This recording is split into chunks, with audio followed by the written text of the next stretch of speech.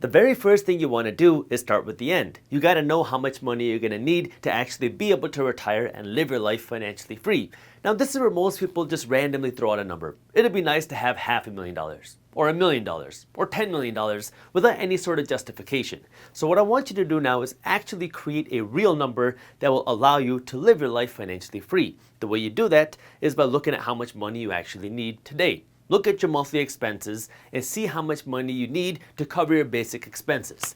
If you say that you need $5,000 a month to cover your monthly expenses, you multiply that by 12 months a year, which means you're going to need $60,000 a year for you to live your life financially free.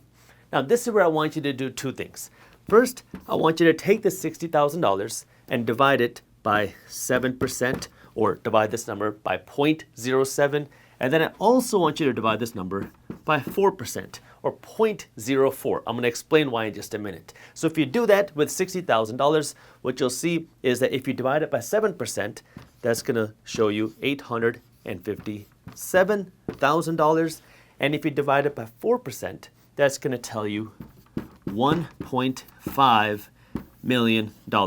What this just did is it gave us a range of how much money you're going to need in order to be able to retire and be able to afford the life that you want. On this side, I used 4% because the general financial planning tool is to look at the 4% rule. The 4% rule says that if you have this much money and you can pull out 4% of your principal, well, then your money is going to be able to grow and you'll be able to pull out enough principal every year to be able to live your life, be able to combat inflation, and not have to worry about money.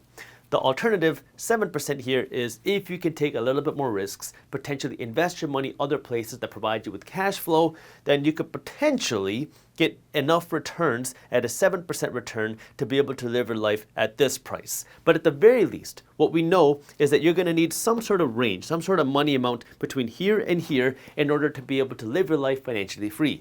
If you can accumulate this much money but get this return, well, now you have more cash to live your life. But at least you know a range of where you need to be. Now at this point, you might be thinking something along the lines of, what the heck, Jaspreet? How in the world am I going to accumulate $857,000 or $1.5 million? How in the world am I going to put this much cash aside to be able to retire? Well, the nice thing is you don't actually have to put aside this 860 grand or this $1.5 million to be able to retire. What you need to do is you need to create a plan to start putting some cash aside, because then what's going to happen is you're going to put your money into assets which grow. So you're putting your money aside to grow, and then the money that you put aside will grow to attract you more money. So you're putting money aside, this money is making you more money, and then the money that your money makes will also work to make you more money. So you don't actually have to save this $860 to $1.5 million.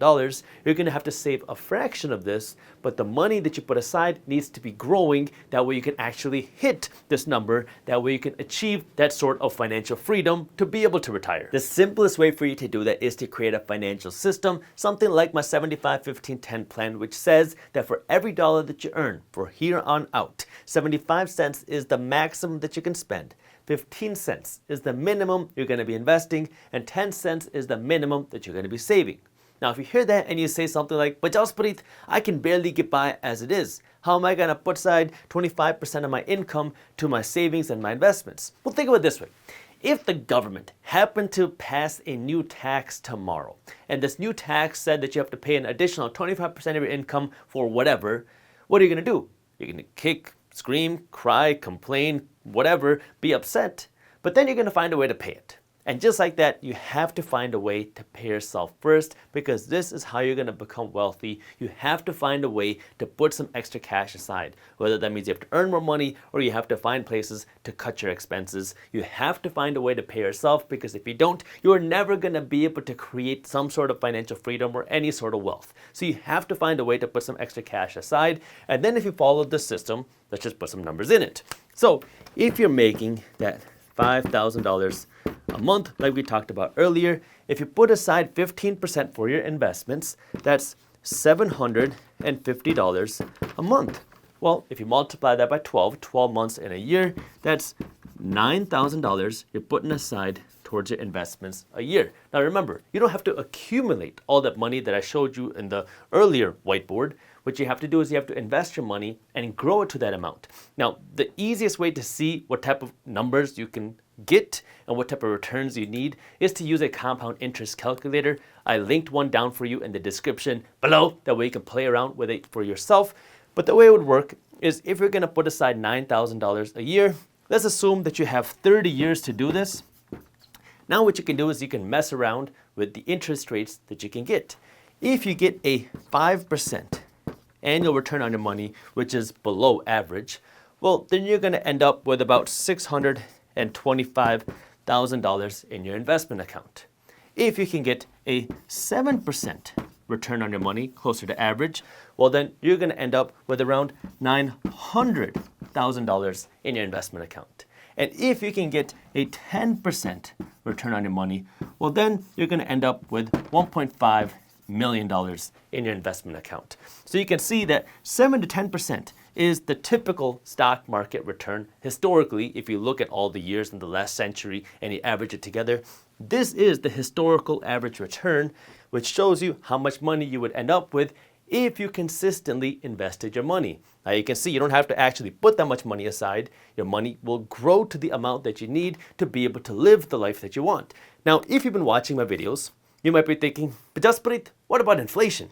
Isn't inflation going to eat away at my investment amounts?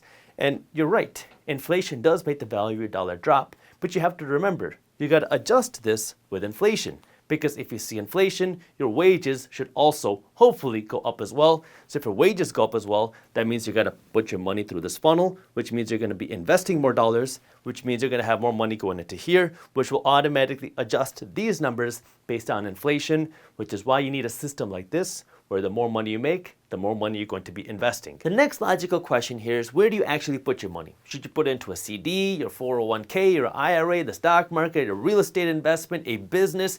Where do you put this money to actually see this growth? If you enjoyed this short clip from my longer videos, here's another clip that I think you'll love. And while you're at it, if you're interested in learning more about how to start generating passive income, our team put together an amazing guide on how to start generating passive income for free. All you gotta do is click that button right over there. Thank you for watching, and as always, keep hustling.